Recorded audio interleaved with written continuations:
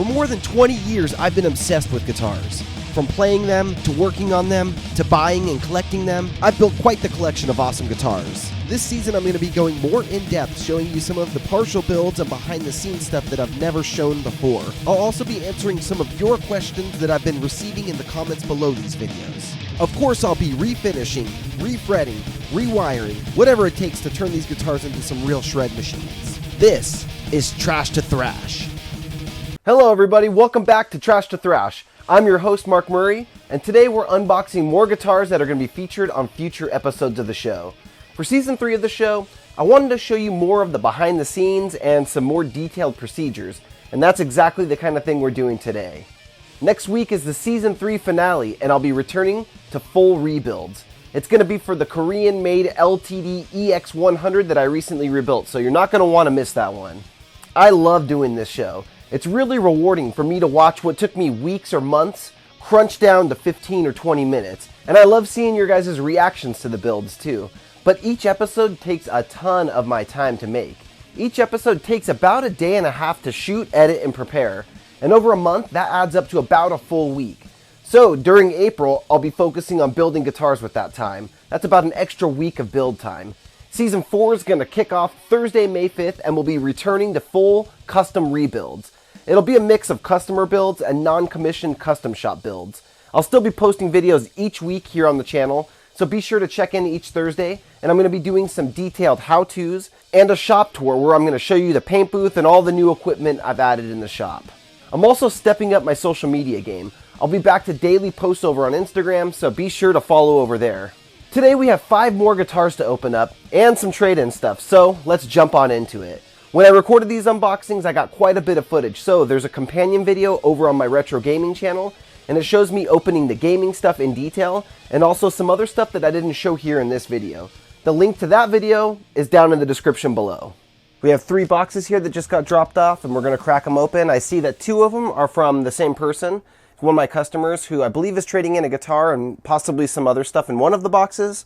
And then his guitar that I'm going to be rebuilding later on Trash to Thrash is in the other box. This other one here is from our good old friend James Ford. By now, a lot of you probably know who that is. James Ford is the one who sent in the black Rhodes with the diamond plate pickguard on Trash to Thrash episode 31 or something. He also donated the King V to the channel that we're going to be giving away to a kid. But today he sent in another guitar, and this one is another one for donation to Guitar Guts and Trash to Thrash. So we're going to pop it open. I haven't actually seen this guitar yet. I'm excited to see it and crack all 3 open and see what we got.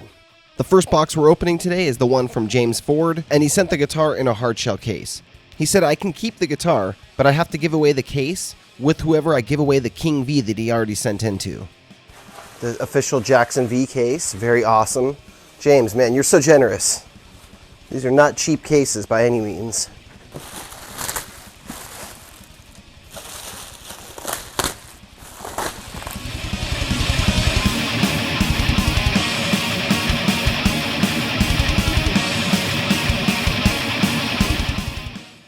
Throw a couple Guitar Gut stickers on there and we're good to go. All right, the moment of truth. What is it? Man, I love opening guitars. All right, so we got a Rhodes 24 fret. Oh, I don't know what model this is. I'm gonna guess not JS. Is it something 30? Is it a JS 22 or 32? I don't think so. I think this is older than the JS series. Let me know in the comments if you know what it is. JST 30, something like that. I see these all the time, so. Ooh, okay, so here's, I like this.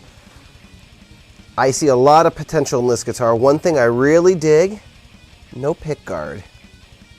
So that is awesome. We could do like something crazy with this thing, like, you know, single volume, a kill switch, of course, and a selector, or selector and a kill switch, or volume back there, kill switch here. I don't know, my imagination's going up crazy because I love these pickguardless Rhodes. It's also a string through. Very cool, 24 frets, dot inlays. People will probably complain. People always hate Jacksons that have rosewood. They're like, it's gotta be ebony. Dots, always gotta be shark fins. Now the shark fins, I can get behind you on that because standard dots, they're okay, but to me they're a Fender thing. This guitar would definitely look a lot deadlier with some crazy inlays, but We're not doing that to this one. This one's gonna get a crazy paint job, get a hardware swap for sure, get some different color hardware on it. And I actually have an idea right now that I'll share with you guys later if I actually come through with it, because yeah, so cool guitar. James, you're the man. Thank you so much for sending this in. I can't wait to get it going eventually. I got a lot of other guitars to do first, but very cool, a lot of potential in this one, so thank you. All right, now we got these other two from Abdiel. We'll pop open this one first. Don't know what's in there, and then we'll get the other one next.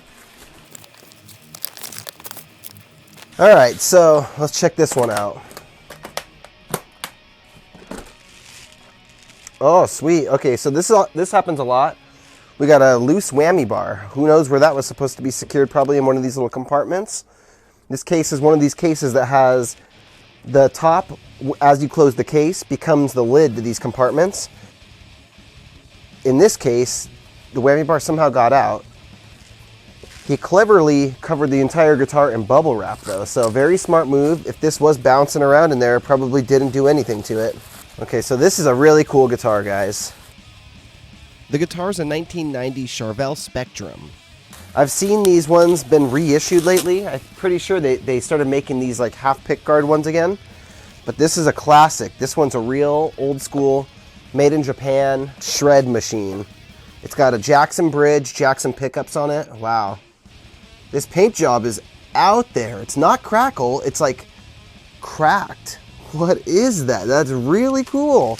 It looks like it's like old from the 50s. They must have painted it, then like gave it a bunch of heat, and then cooled it down rapidly back and forth to give it like a 50-year-old look to it. Man, that is cool. The neck is very nice on it. I can feel, ooh, it's got a little dinger on the back of the neck. This guitar, if I'm right and it's an 86, I mean, that's as old as I am. So yeah, this will be a Trash to Thrash exclusive or showcase. You can see here the bridge post. Now you can. So this one has a jacked up bridge post there. Gonna be fixing that. Probably doing some other upgrades I don't remember off the top of my head. Ooh, great feeling neck though. Very thin up here, very thin and flat. I like that. It's got a great feel, kind of like the King V, the 93 King V that I've got over across the shop. Yeah, but this thing, very cool. Also has the chrome Jackson tuners, matching headstock. Very sick guitar though.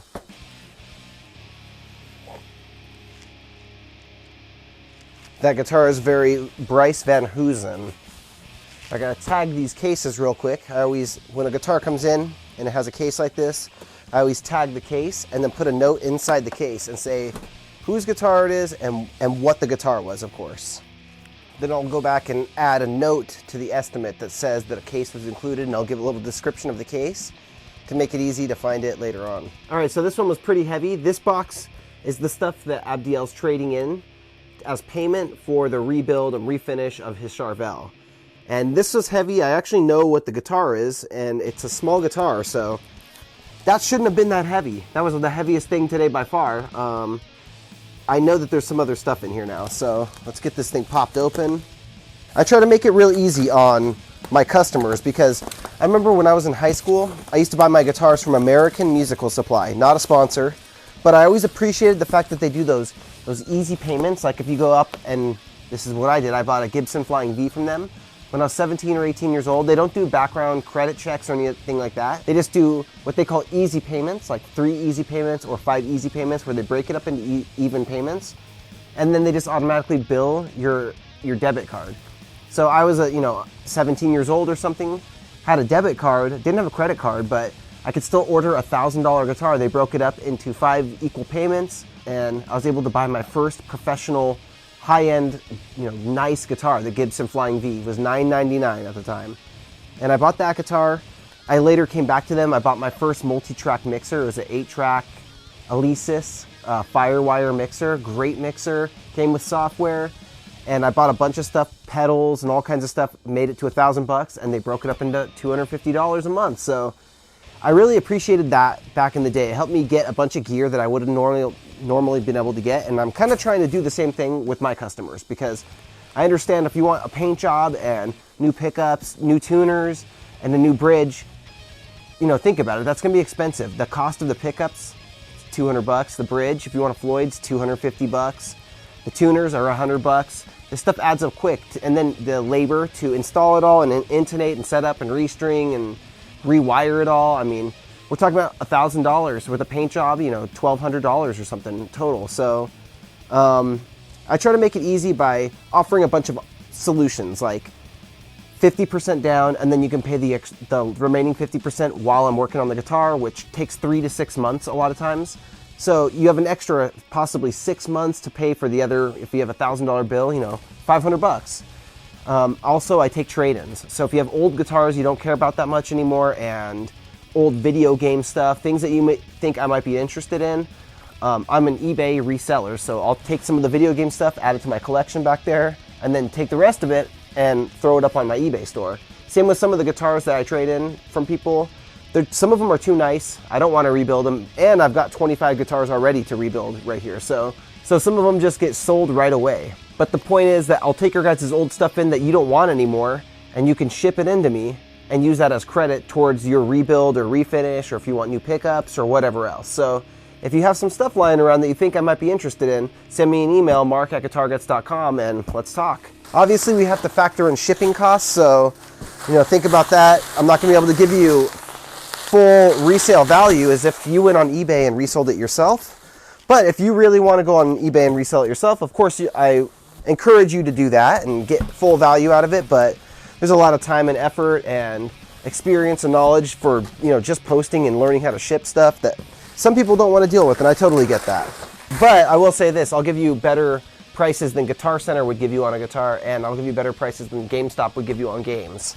So if you look at the corporate people, which the majority of people would just go trade their stuff in like that, I'll give you a better price than those people, of course. Got one more box way down there at the bottom. Got to get it out without dropping it.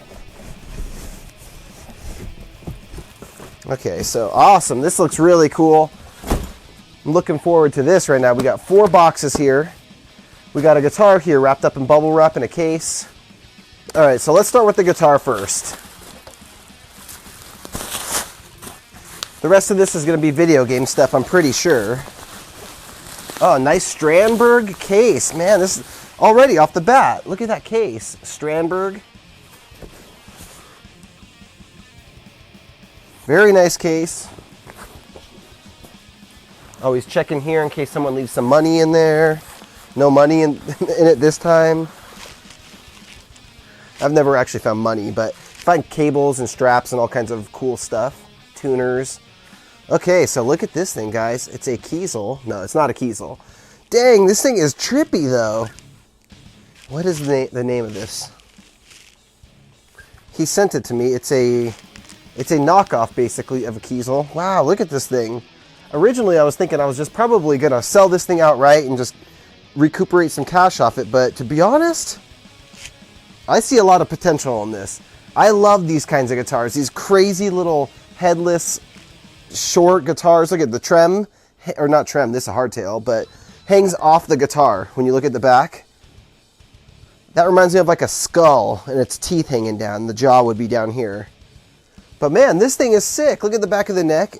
It's like a flame maple blue. I think it's a veneer. I'm pretty sure that's fake because you could kind of see it scraped off in a couple spots. Oh yeah, this is a multi-scale. So the frets are actually fanned out. They start out kind of crooked that way, and then they straighten out and come back this way. This is pretty dope. I think I'm gonna have fun refinishing this. It doesn't feel like it's a conventional finish, but I'll figure out how to do this. This is cool. It's got a kill switch built into it. Looks like a Tessie or something. Haha, sick, man. The knob fell off. Got a Les Paul little gold knob on it right now. Oh yeah, that's loose. But sick guitar. It also looks like it has glow-in-the-dark lumen lay on the side. Headless design.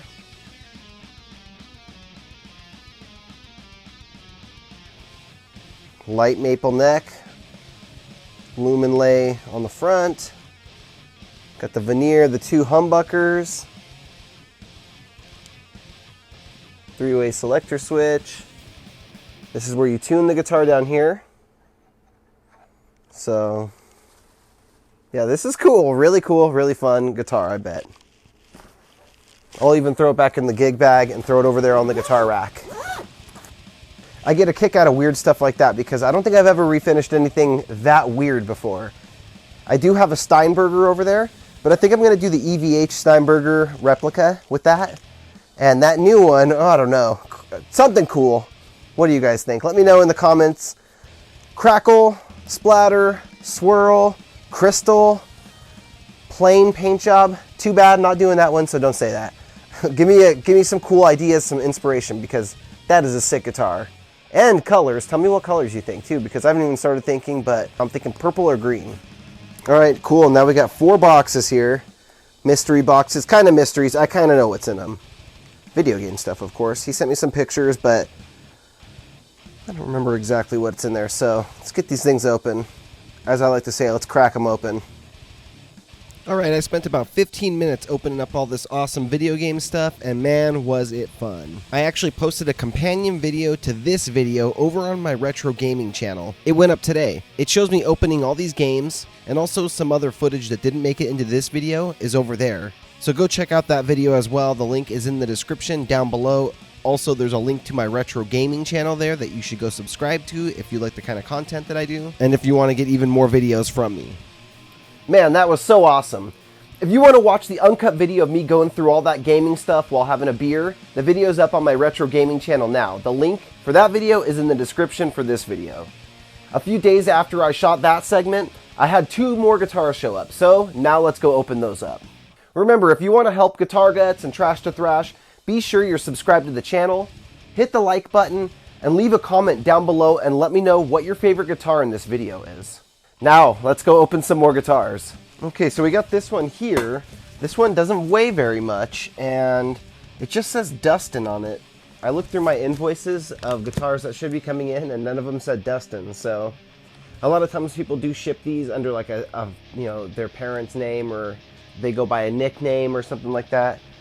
I might know them by their nickname, so we're gonna pop this one open. Curious to see what this one is. The other guitar is very heavy. Again, it had a name on it that didn't match my invoicing, and then I did a little researching, checking last names and stuff, and I found out, yeah, it was someone's nickname, I think, is what I was working with. So we'll get to that one in a minute, but let's pop this one open. Okay, I know what guitar this is. This is a guitar that somebody had shipped directly to me from someone they bought it off. So that makes sense why the from was somebody I had not heard of. This looks like this is the work of a fan of the show to me. Somebody bought, I think this is like a JS 32 or 22 or something. Jackson Rhodes. It's one of the newer import, more affordable models. I think you got this one off Reverb. And yeah, somebody threw a lot of blood on this thing. I actually think that looks pretty good. I like it. So it's kind of funny how some of the finishes I do, I just got another guitar in that we're going to be doing splatter almost exactly like this. They like the Dan Jacobs from Atreyu look. So we're going to do white with red splatter all over it. And then here we have a guitar that's already like that they want with some other paint job. It's funny how certain people love certain finishes while other people will want me to take that same finish off and put something else on. It's got the electronics already gutted out of it, most of them anyways. I was wondering what this thing was. Now, box number 2, this is the heavy one. Definitely something in a hard shell case here. I think I know what this one is.